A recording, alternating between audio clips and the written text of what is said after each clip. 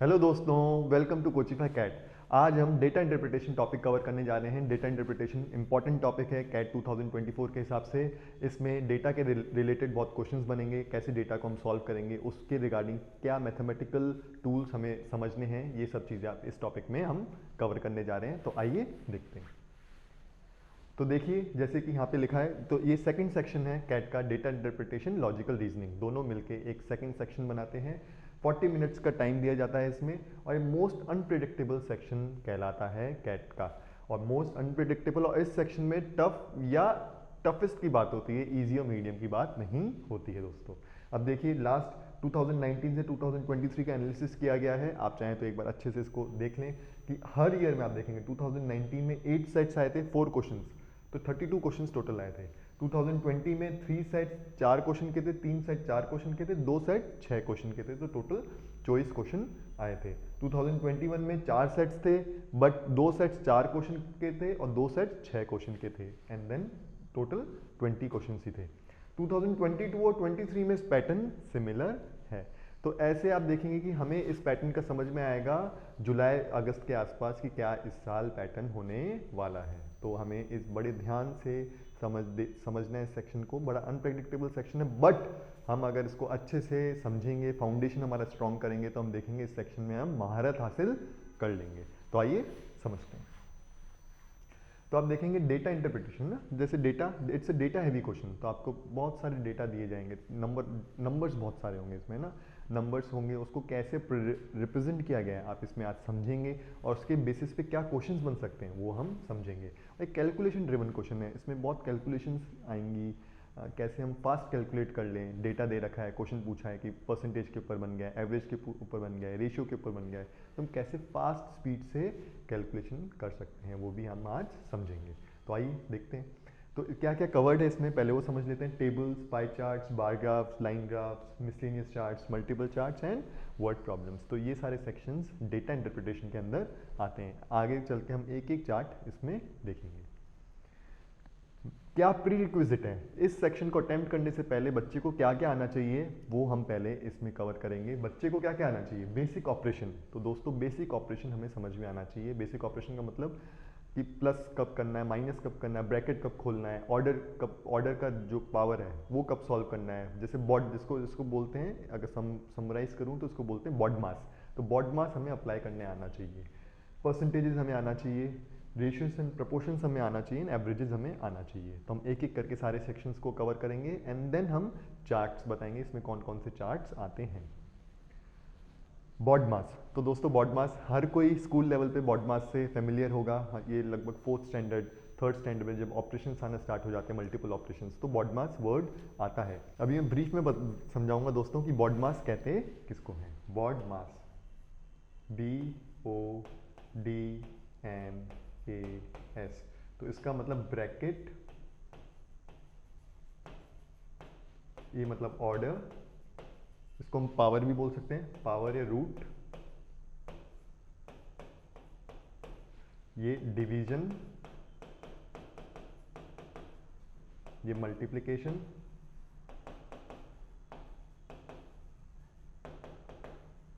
ये एडिशन, ये सब्सट्रैक्शन। ठीक है दोस्तों, तो ये बॉड मास है ना। मैं एक एग्जांपल देता हूँ इसका आपको। 7 + 11 डिवाइड बाय 3 + 6। ठीक है दोस्तों, 7 + 11 डिवाइड बाय 3 + 6। तो इसमें कौन कौन से ऑपरेशन हैं, एक तो ब्रैकेट हो गया ऑपरेशन, एक एडिशन हो गया ऑपरेशन, और एक डिवीजन हो गया ऑपरेशन। तो हम पहले कौन सा एग्जीक्यूट करें, ये दिमाग में हमारा आएगा ना यार, 3 ऑपरेशंस दे रखे हैं, तो मैं पहले कौन सा एग्जीक्यूट करूं। तो बॉड मास एक रूल है जो हमने मैथमेटिक्स में डिफाइन किया है। इसको अगर हम याद रखेंगे तो हमें समझ में आ जाएगा कि पहले मुझे कौन सा रूल अप्लाई करना है। तो पहले मेरे को ब्रैकेट को सॉल्व करना है, तो पहले ब्रैकेट के अंदर जो ऑपरेशन है पहले उसको एग्जीक्यूट करना है। सबसे पहले ब्रैकेट, तो ब्रैकेट के अंदर है एडिशन, तो 7 + 11 18, तो मैं 18 लिखूंगा ऐसे ब्रैकेट, देन 3 + 6 9, ऐसे लिखा। जो ब्रैकेट के अंदर है, ब्रैकेट के अंदर कोई सा भी ऑपरेशन होगा पहले वही एग्जीक्यूट होगा। अब ब्रैकेट एग्जीक्यूट हो गया, अब ब्रैकेट को ओपन कर देते हैं, ओपन किया तो अब एक ही ऑपरेशन हमारा बचा है, कौन सा बचा है दोस्तों? That is division. तो 18 divide by 9 is equals to 2, तो हमारा 2 आंसर होगा। अगर हम बॉड मास अप्लाई करेंगे तो हम हर कोई एक ही आंसर निकालेगा।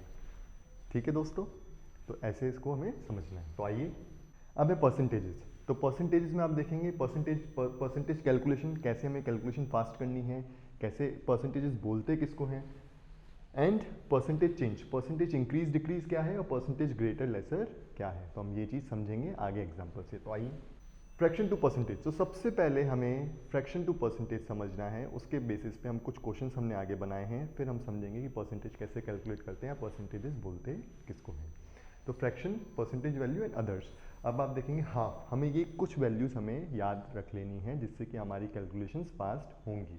हाफ मतलब 50%, 1/3 मतलब 33.33%, 1/3 का ये है 2/3, this is 2/3 and this is 1/3। Others मतलब हम उसी नंबर को हमने 2, 3, 4, 5, 6 से मल्टीप्लाई किया है एंड देन जो हमारा परसेंटेज आया वो हमने अदर्स में लिखा है। जैसे 1/4 इज इक्वल्स टू 25%, फिर 2/4 इज 50%, 3/4 इज 75%। ऐसे ही 1/5 इज 20%, 2/5 इज 40%, 3/5 इज 60%, 4/5 इज 80%।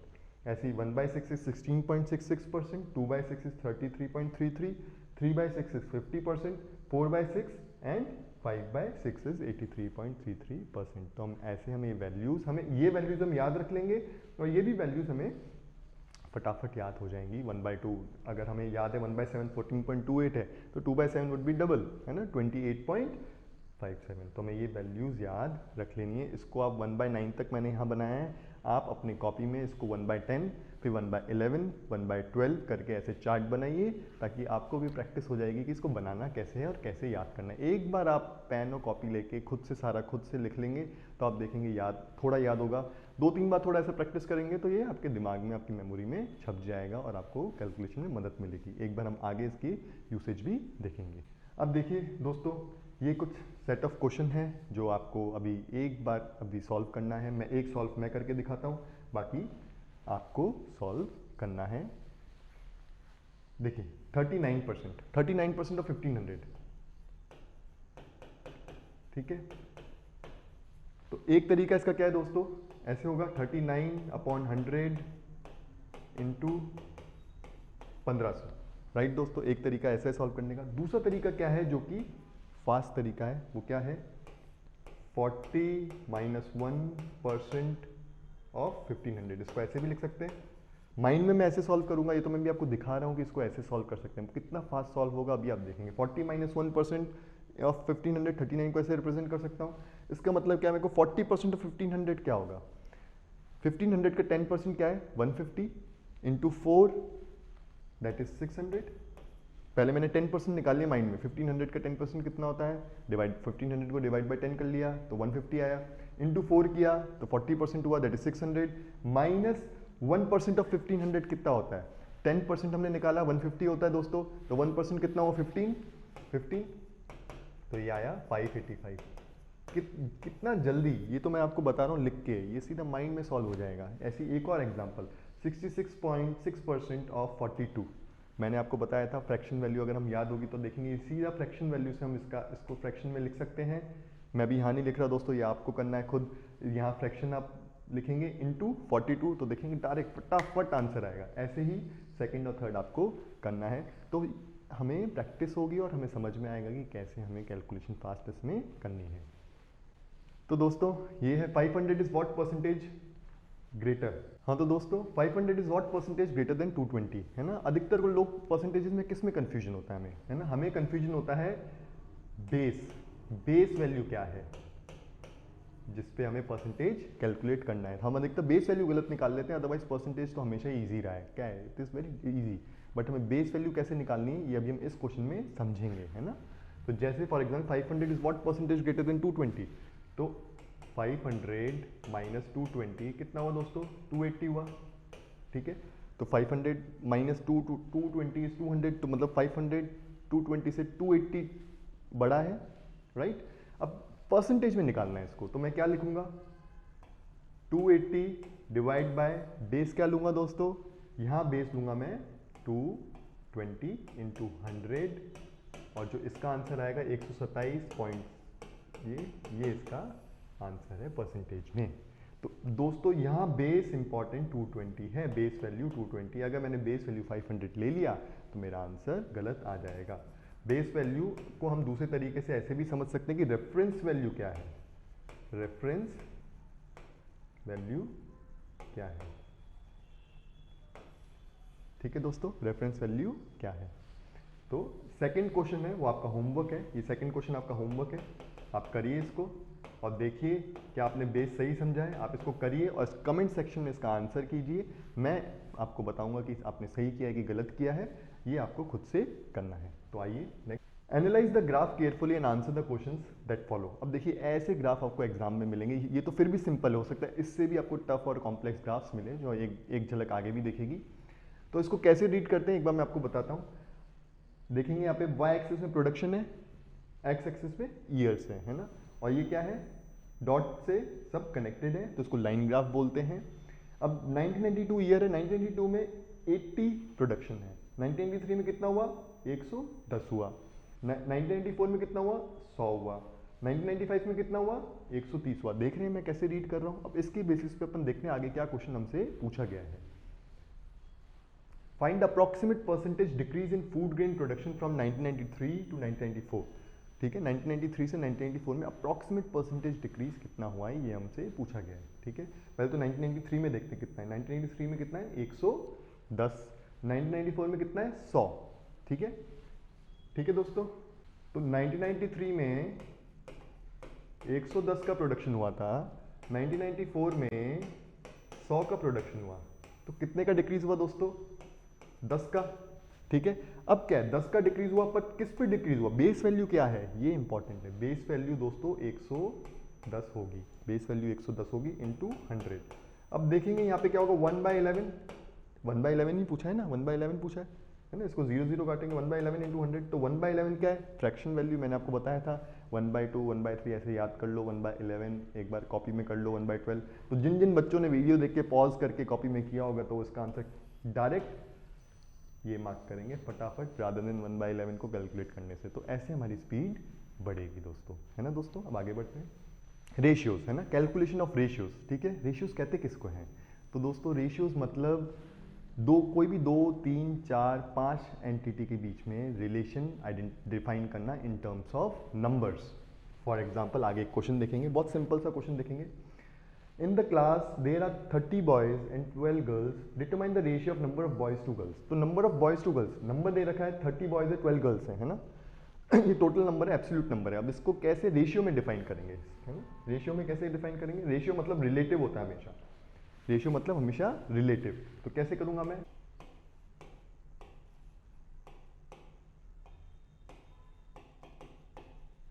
तो क्या होगा, 30/12 दैट इज 2.5:1। तो ये क्या डिफाइन कर रहा है कि अगर एक गर्ल होगी तो 2.5 बॉयज होंगे, तो 2 गर्ल्स होंगी, 2 गर्ल्स होंगी तो 5 बॉयज होंगे। तो ये क्या कर रहा है, बॉयज एंड गर्ल्स के बीच में एक रिलेशन डिफाइन किया है, नंबर्स का रिलेशन, कि अगर गर्ल्स 2 होंगी तो बॉयज को 5 होना पड़ेगा, अगर गर्ल्स 10 होंगी तो बॉयज को 25 होना पड़ेगा। तो ऐसे रेशियोज का बेनिफिट हम उठाते हैं मैथमेटिक्स में। अब इसको हम आगे कैसे इसमें एप्लीकेशन में हम सॉल्व करेंगे, हम आगे समझेंगे। हाँ तो दोस्तों एवरेजेस है ना, एवरेजेस किसको बोलते हैं, एवरेजेस मैं फॉर्मूला लिखता हूँ दोस्तों, averages sum of total entities upon number of entities, है ना, इसको बोलते हैं अपन एवरेजेस, है ना। और जो मीन होता है, मीन भी स्टैंडर्ड एवरेज ही होता है। मीडियन कैसे निकालते हैं दोस्तों, मीडियन में एक बार जस्ट आपको एग्जांपल दे देता हूँ छोटा सा। मान लो 1, 5, 2, 3, 4 ऐसे डेटा दे रखा है ना। अब इसको पहले हमें इंक्रीजिंग ऑर्डर में अरेंज करना है। तो इंक्रीजिंग ऑर्डर क्या होगा, 1, 2, 3, 4, 5 ऐसे होगा, 5 पीछे चले जाएगा ना। ऐसे इंक्रीजिंग ऑर्डर में पहले अरेंज करना है। देन जो उसकी मिडिल वैल्यू होगी, उसकी जो मिडिल वैल्यू होगी वो उसका मीडियन होगा, उस डेटा का मीडियन होगा। ठीक है, ये स्टैंडर्ड एवरेज से अलग है। मोड कैसे करेंगे, देखो एक एग्जांपल मोड का भी देख लो दोस्तों। मोड कैसे होगा, मोड अब मान लो एक डेटा है, मैं देता हूँ 1 2 2 3 3 3 6 5 10 11, ये है डेटा, ये मैं डेटा दे रखा है। अब इसका बोला है कि मोड फाइंड करो। मोड कैसे फाइंड करो, मोड उस नंबर को बोलते हैं जो डेटा में सबसे ज्यादा रिपीट हो रहा है। तो इसमें सबसे ज्यादा रिपीट कौन सा हो रहा है दोस्तों, 3, तो 3 is the mode of this data. अब इसका मैं बोलूँ मीन निकालने को बोलूँ या बोलूँ स्टैंडर्ड एवरेज निकालना है, तो सिंपल क्या है, सबका सम करेंगे, हम सबका सम करेंगे 1 + 2 + 2 + 3 ऐसे सबका सम करेंगे। कितनी एंटिटीज है, 1 2 3 4 5 6 8 9 10 अपॉन 10, तो ये मीन होगा, है ना। ठीक है दोस्तों, अब वेटेड एवरेज है। वेटेड एवरेज कैसे निकालते हैं, एक बहुत सिंपल सा एग्जांपल देते हैं। मान लो सब्जेक्ट्स हैं, वेटेड एवरेज मतलब हर सब्जेक्ट का एक वेट होगा, है ना, एक कंट्रीब्यूशन, एक परसेंटेज उसका हिस्सा माना जाएगा। जैसे फॉर एग्जांपल सब्जेक्ट्स लेते हैं, जैसे ग्रेडिंग सिस्टम भी होता है, मैं दिखाता हूँ एक एग्जांपल। सब्जेक्ट्स, ग्रेड या मार्क्स ले लेते हैं, मार्क्स एंड कंट्रीब्यूशन। ठीक है, मान लो इंग्लिश है, इंग्लिश के कितने आए, 60 मार्क्स आए आउट ऑफ 100। अब इंग्लिश का जो कंट्रीब्यूशन है ओवरऑल स्कोर में, वो है, वेट है इसका 10%, 10% वेट है इसका। मैथमेटिक्स, मैथमेटिक्स में मान लो 80 आए, इसका वेट है 50%। ठीक है, ऐसे ही हमने लिया ज्योग्राफी, ज्योग्राफी में भी 80 आए, ठीक है, इसका वेट कितना है 10 50 40%। तो दीज आर द वेट। ठीक है, अब कैसे हम इसका कैलकुलेट करेंगे, इसका एवरेज कैसे निकालेंगे। ये स्टूडेंट का, एक स्टूडेंट का मान लो राम का ये रिपोर्ट कार्ड है, तो इसको हम कैसे कैलकुलेट करेंगे। अब देखो इसको, इसका एवरेज हम कैसे निकालेंगे। एक एवरेज क्या बोलते हैं, एक सिंगल वैल्यू जो डेटा को डिनोट करती है। अब कोई भी बोलेगा कि इसका एवरेज निकालो, तो कैसे होगा, तो बेसिकली इसका पहले तो हमें समझ में आना चाहिए कि सब सब्जेक्ट्स का कॉन्ट्रीब्यूशन अलग अलग है, तो उससे क्लिक कर जाना चाहिए कि मुझे वेटेड एवरेज ही निकालना पड़ेगा। तो कैसे निकालूंगा मैं वेटेड एवरेज का फॉर्मूला, 60 इंटू, देखना अच्छे से दोस्तों देखना, 60 इंटू 10, इसका कॉन्ट्रीब्यूशन ये है, टोटल कॉन्ट्रीब्यूशन इस सब्जेक्ट का 60 into 10 plus 80 into 50 plus 80 into 40 upon total weight कितना है 10 प्लस 50 प्लस 40। तो ये जो सम होगा ये हमारा क्या होगा, वेटेड एवरेज होगा, वेटेड एवरेज होगा, है ना। तो बेसिकली इसका कंट्रीब्यूशन कितना हो 60 इंटू 10 अपॉन, ऐसे इसका कंट्रीब्यूशन 80 इंटू 50 प्लस 80 इंटू 40, ये टोटल कंट्रीब्यूशन हो गया सारे सब्जेक्ट्स का, upon total weight. Upon total weight कितना है 10 प्लस 50 प्लस 40, ये टोटल वेट हो गया। तो ये जो आंसर आएगा हमारा वेटेड एवरेज कहलाएगा, क्योंकि हमने सब सब्जेक्ट्स की जो उनका वेटेज है उनको हमने अकाउंट में ले लिया है। ठीक है दोस्तों, तो इसको ऐसे करना है, घबराना मत। अगर नहीं भी होता तो कोई बात नहीं, एक बार आप जाके अपने टीचर से पूछ सकते हैं, टीचर आपको बड़े प्यार से समझाएंगे कि वेटेड एवरेज किसको बोलते हैं एंड इसको कैसे निकालना है। देखिए एक क्वेश्चन है इस पे, in Sunrise Junior College each student needs to select only one optional subject out of the 3 in addition to their main stream subjects. The bar graph given below shows the number of students. The bar graph below shows the number of students who have applied for the 3 different optional subjects during the period 2016 to 2020. अब देखिए इस graph में difference देखिए, आपको ना ही तो Y axis में दे रखा है कि किसकी बात हो रही है, आपको यहीं पढ़ के समझना पड़ेगा कि नंबर ऑफ स्टूडेंट्स की बात हो रही है।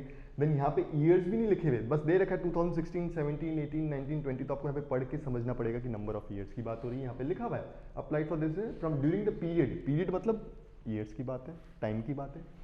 3 डिफरेंट ऑप्शनल सब्जेक्ट्स। अब ऑप्शनल सब्जेक्ट्स का रिप्रेजेंटेशन देखिए, इलेक्ट्रॉनिक्स एक कलर से दे रखा है, कंप्यूटर्स एक तरफ से दे रखा है एक कलर से, एनवायरमेंट एक कलर से।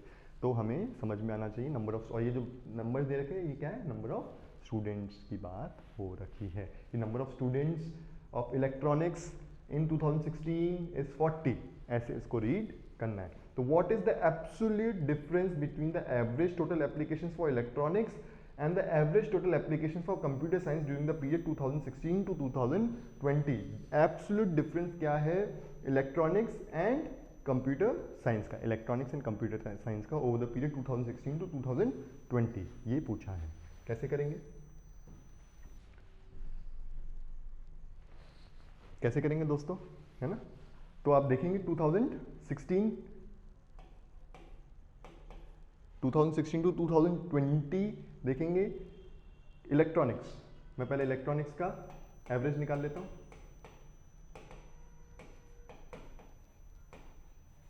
कैसे निकालेंगे 2016 टू 2020 का, सब चीज़ों को ऐड कर देंगे, सम करेंगे, सम upon total number of entities. Total number of entities तो 1 2 3 4 5 होंगी, और सम क्या होगा 40 प्लस 42 प्लस 45 प्लस 31 प्लस 52, ये टोटल सम हो गया अपॉन नंबर ऑफ एंटिटीज। तो ये इसका एवरेज हो गया इलेक्ट्रॉनिक्स से। सिमिलरली हम कंप्यूटर साइंस का एवरेज निकालेंगे जो हमसे पूछा है, और दोनों के बीच का difference it will be the answer. तो दोस्तों आप पेन और पेपर लीजिए और इसको अच्छे से एक बार इसका स्क्रीनशॉट ले लीजिए या वीडियो को यहीं पॉज कर लीजिए एंड इसको अच्छे से बनाइए और कमेंट बॉक्स में इसका आंसर डालिए। ठीक है दोस्तों, तो देखिए इसी बेसिस पे एक और क्वेश्चन बनाया, what is the median number of students across all 3 subjects from 2016 to 2020। तो मीडियन मैंने बताया था जितने भी डेटा सेट है, क्योंकि अक्रॉस ऑल 3 सब्जेक्ट्स पूछा है, तो जितना भी डेटा सेट है उसको आप इंक्रीजिंग ऑर्डर में अरेंज कीजिए, छोटे से बड़ा अरेंज कीजिए, और जो मिडिल वैल्यू आती है वो आपका आंसर होगा। तो आप कीजिए इसको एंड देन हम इसका आंसर आप कमेंट बॉक्स में पुटअप कीजिए।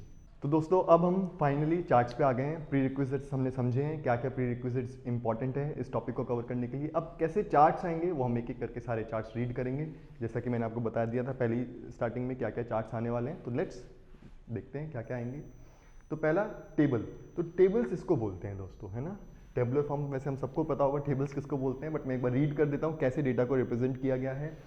XYZ Limited is a reputed software company posted an advertisement for hiring candidates in different areas. Candidate hiring करने के लिए है। A total of 5,000 applicants from 3 different backgrounds, BTech, MC and BC applied for the job. 3 different backgrounds.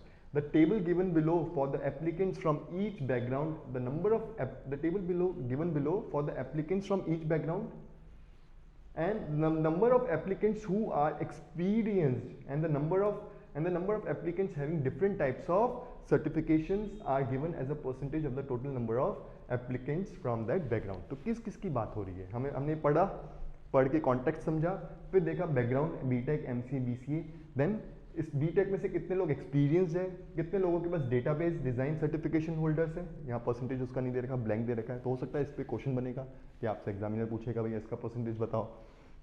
Then Oracle certification holders कितने हैं, then neither database nor Oracle holders कितने हैं, है ना। ऐसे हमें डेटा को रीड करना है और इसके बेसिस पे हमें क्वेश्चंस बनेंगे जिसके को हम सॉल्व करेंगे।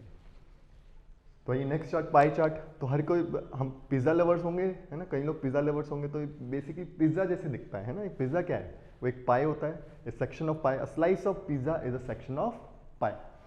तो pie diagram showing distribution of car sales between 6 companies, ठीक है, 6 कंपनीज हैं, Fiat, Maruti, GM, Ford, Tata, Hyundai. तो अब देखेंगे कि हमें परसेंटेज 24, 12, 35, 4, 10, 15 ऐसे परसेंटेजेस डिस्ट्रीब्यूशन दे रखा है। तो डायग्राम अब क्या है, अगर मुझे परसेंटेज भी नहीं दे रखा है दोस्तों, अगर परसेंटेज भी नहीं दे रखा तो मैं एरिया के हिसाब से मैं डिफाइन बता सकता हूँ कि किसका परसेंटेज सबसे ज़्यादा है, सबसे कम मैं डिफाइन कर सकता हूँ। जितना एरिया है कवर कर रखा है उतना ही उनका कंट्रीब्यूशन है, उतना ही उनका परसेंटेज होगा। तो ऐसे चार्ट्स को हम ग्राफिकली, ऐसे चार्ट्स को हम पिक्टोरियली इमेज देख के भी रीड करने की हमें हैबिट बनानी पड़ेगी कि अगर मुझे इमेज दे दी, हमें चार्ट दे दिया, हो सकता है मुझे यहाँ परसेंटेजेस नहीं दे रखे हो, 35%, 24, 12%, 10%, 4, 15% मुझे नहीं दे रखा है, तो क्या मैं इतना आइडेंटिफाई कर सकता हूँ कि सबसे ज़्यादा मार्केट शेयर किसका है, सबसे ज़्यादा कंट्रीब्यूशन किसका है? यस, मैं कर सकता हूँ। डिपेंड एरिया देख के, मैं इनका एरिया कितना कवर्ड है वो देख के मैं बता सकता हूँ। तो ऐसे हम चार्ट्स को रीड करने की हैबिट बनाएंगे। Bar graph, the production of cars for 2002 to 2005 period from select manufacturers। तो बार ग्राफ्स को कैसे रीड करना है दोस्तों, देखो यहाँ क्या है कि प्रोडक्शन ऑफ कार्स दे रखा है 2002 to 2005 पीरियड, है ना। अब देखो मैन्युफैक्चरर्स कौन है, Honda, GM, Maruti, Hindustan Motors and Hyundai, ये मैन्युफैक्चरर्स हैं। एरिया क्या है, 2002 टू 2003, 3 टू 4 एंड 4 टू 5, तो 3 ईयर है। अब तीनों ईयर के शेड्स अलग अलग हैं। अब कैसे, होंडा का 2002 में 6 प्रोडक्शन था, 2003-4 में 14 था, 2004-5 में 21 था। तो इसको ऐसे रीड करना है हमें, बार ग्राफ्स को।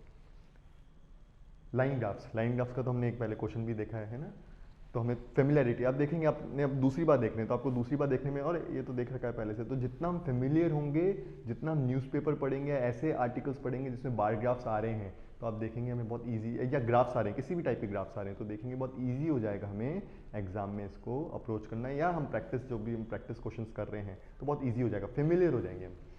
कंज्यूमर प्राइस इंडेक्स इन 1993-1994, बहुत सिंपल है। यहाँ क्या देखा है, मंथ दे रखा है, यहाँ प्राइस इंडेक्स दे रखा है, और यहाँ मार्क्स दे रखे हैं ना, डॉट्स दे रखे हैं, जिससे कि हम डेटा को फाइंड कर सकते हैं कि जून में कितना है, मई में कितना है, और लाइन से उसको जोड़ रखा है। तो लाइन ग्राफ ये बहुत सिंपल ग्राफ है, लाइन ग्राफ।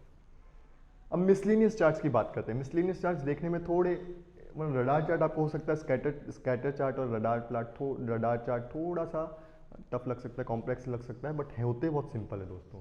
हिस्टोग्राम सिंपल है, देखते हैं एग्जाम्पल। रडार चार्ट तो देखेंगे थोड़ा सा कॉम्प्लेक्सिटी बढ़ गई, बट ईजी है। कैसे इसको रीड करते हैं मैं अभी बताता हूँ। आप देखेंगे डिफरेंट कलर्स हैं, blue, red, green, violet, Q1, Q2, Q3, Q4, ये डिफरेंट कलर्स है। Q1, Q2, Q3, Q4 को ऐसे दिखा रखा है। अब देखिए यहाँ ईयर्स है 2007, 8, 9, 10, 11, 12, कहीं लिखा नहीं ईयर्स है, बट मेरे को समझ में आ रही है ईयर्स है। देन 1500, 500, 1000, 1500, ये क्या है, इस वेब पे कोई भी डेटा पड़ेगा उसकी वैल्यू 1500 होगी। इस लाइन पे कोई भी डेटा अगर मार्क होगा तो उसको हम 500 से डिनोट करेंगे। इस लाइन पे कोई भी डेटा मार्क होगा तो वो 1000 से डिनोट करेंगे। इस लाइन पे कोई भी डेटा मार्क होगा तो 1500 से डिनोट करेंगे। ऐसे इसको किया जाएगा। अब कैसे मार्क होगा, मेरे से अगर आपसे पूछूं 2007 में Q1 की क्या वैल्यू थी, ईयर 2007 में Q1 की क्या वैल्यू थी, तो दोस्तों कैसे आप निकालेंगे, मैं एक एग्जांपल करके बताता हूँ। 2007 क्या है, 2007 वर्टिकल जाएंगे, ब्लू कलर, Q1 क्या है, ब्लू कलर का है, मैंने Q1 की वैल्यू फाइंड करना है तो मुझे कलर देखा मैंने, ब्लू कलर का है, तो 2007 यहाँ पे, राइट, दिस वन। अब ये क्या है, ये मिडिल पॉइंट है, यहाँ देखेंगे तो 500 वैल्यू है, यहाँ देखेंगे तो 1000 है, ये दोनों के बीच का पॉइंट है, दैट इज 750, तो 750 विल बी द आंसर। ऐसे ही दोस्तों आप चाहें तो कमेंट बॉक्स में लिख सकते हैं, मैं इसका आंसर आपसे पूछता हूँ कि 2016 में Q2 की क्या वैल्यू है, 2016 में, या और इजी कर देते हैं आपके लिए, 2014 में Q2 की क्या वैल्यू है। 2014 में आप एक बार देख लीजिए, वीडियो को पॉज कर दीजिए और ये बताइए कि 2014 में Q2 की क्या वैल्यू है। ठीक है दोस्तों। स्कैटर प्लॉट, तो स्कैटर प्लॉट आप देखेंगे, वर्ड स्कैटर से ही समझ में आ रहा है कि फैला हुआ है ना, तो आप देखेंगे ऐसा डिस्ट्रीब्यूशन है, डॉट्स हैं, और भी ज़्यादा और भी ज़्यादा इसमें डेटा कवर कर सकते हैं, और भी मैं इधर भी डॉट्स बना सकता हूँ। तो सारे ये जो रिप्रेजेंटेशन है इसको स्कैटर रिप्रेजेंटेशन बोलते हैं, और इसको सॉल्व करने का एक अपना तरीका होता है, उसको हम आगे जब क्वेश्चन टेकअप करेंगे तो उसमें आपको बताएंगे कि स्कैटर प्लॉट को कैसे सॉल्व किया जाता है। हिस्टोग्राम बहुत सिंपल है ना, सिंपल बार ग्राफ का ही जैसे रिप्रेजेंटेशन होता है, तो इट इज़ वेरी सिंपल, तो इसमें ज़्यादा एक्सप्लेन नहीं करेंगे, बस आप देख लीजिए यहाँ क्रिकेट, फुटबॉल, बास्केटबॉल, टेनिस और नंबर ऑफ स्टूडेंट्स दे रखे हैं, तो ये सिंपल रिप्रेजेंटेशन है डेटा का। तो दोस्तों क्या चीज़ याद रखनी थी हमें, है ना, हमें क्या चीज़ याद रखनी थी, हमें कैलकुलेशंस, कि हमें कैलकुलेशन पे बहुत ध्यान देना है। It's a calculation driven approach है यहाँ पे, इसमें अपनानी है डेटा इंटरप्रिटेशन में, कैसे उसको फास्ट कर सकते हैं, किस टाइप के जो भी चार्ट्स आ रहे हैं उनसे हमें फेमिलियरिटी बिल्ड करनी है। तो फेमिलियरिटी बिल्ड करने के लिए हमें ब्लॉग्स, आर्टिकल्स, न्यूज़पेपर, जो जहाँ हमें डेटा, ये ऐसे ग्राफ्स हमें मिल सकते हैं, उनको हम उस कंटेंट को हम पढ़ें, जिससे कि हमारी फेमिलियरिटी बढ़े और हमें इसका यूसेज समझ में आए कि प्रैक्टिकल यूसेज क्या है, तो हमें और मज़ा आएगा इस टॉपिक को पढ़ने में और समझने में। तो हमें ये सब चीज़ों का ध्यान रखना है और इसको अच्छे से अटेम्प्ट करना है, बहुत ही इंपॉर्टेंट टॉपिक है और इसको हम फोड़ेंगे कैट 2024 में। ओके दोस्तों।